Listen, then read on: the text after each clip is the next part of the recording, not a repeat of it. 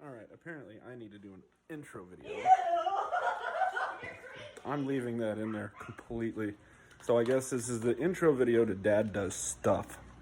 So, as I said in the header of my video, this is going to be one of these channels because I'm always doing dad stuff, as my children are so often pointing out to me. And if the dingy little hyenas had spent 5 minutes listening to me over their lives, then I wouldn't have to waste hours on the phone teaching them how to do stuff. And that could be electrical stuff, that could be any number of stuff. So for the first, I guess, intro short video, I'm going to show you a little bit about my resin 3D printer and how to clean out the tanks for washing your products.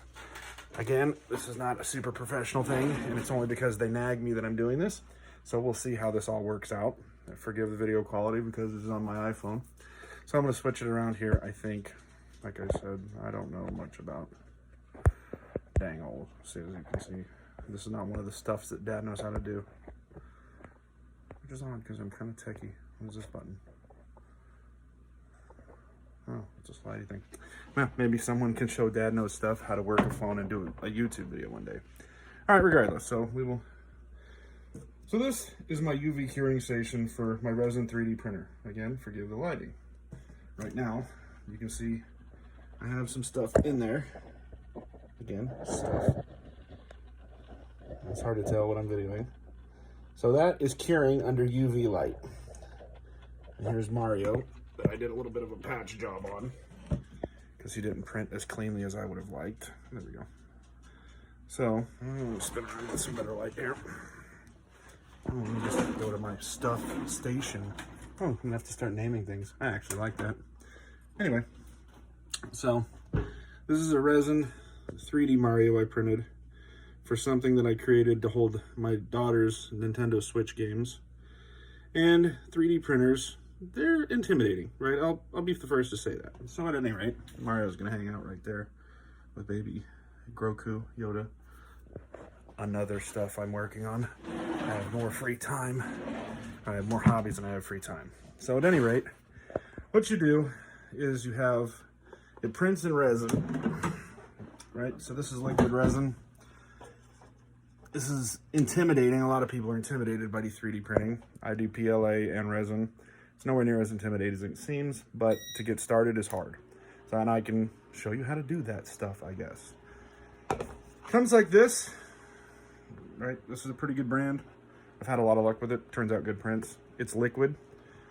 You pour said liquid into this tank, and then this widget comes down and dips in the tank and exposes it to UV light, and voila, you get a Mario. When they come out of the tank, you need to wash them in rubbing alcohol.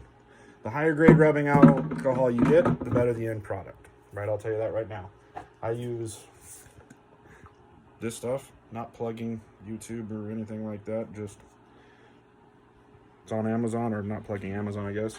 It's 99.5% pure, right? So you get a wash tank. These pickle containers work really rad because the fumes on this are pretty extreme. You have to keep your room semi-dark because like I said, it cures by UV. So we'll open the window for getting into the rubbing alcohol because the fumes will knock you out. If you're sensitive to that stuff, wear a respirator. I've seen a lot of videos with that. I open a window, and I'm a heavy equipment mechanic by trade, so a little bit of rubbing alcohol doesn't bother me. At any rate, so I have 3 tanks. My final wash, my secondary wash, again, forgive the camera quality, and then my initial wash when it comes out of the tank. When the prints come out, this is the one I just took out, right? It prints this support media, and this is really soft compared to what it will be. And you break it off this. Well, it's all gooey because it just came out of the tank, so you wash it. And after time, you'll notice that the color quality of the rubbing alcohol gets dirtier as the resin rinses off. So what I do is I start with 1 tank, I fill it up with brand new rubbing alcohol, just wash this pickle container. They're cool because they have these, so you can just pull them out and give them a little dippy dip rinse. And then you don't have to have your hands in there. Normally I wear nitrile gloves. Those are a must, otherwise you get hands that look like this from years of having your hands and stuff they shouldn't. And then you take the new bottle, pop the top, fill it up. I usually go about halfway. That way I can get good submergence on anything that I'm filling in there. Doing 3 washes, it lasts a long time, and I'm cheap because I'm Scottish, so that makes a lot of sense. And then I take this brand new one, this clean, super clean one, right? And I move that to the front of the line, so then it becomes my last wash, right? And then I move my secondary wash, which is, as you can see, significantly murkier than what I just did.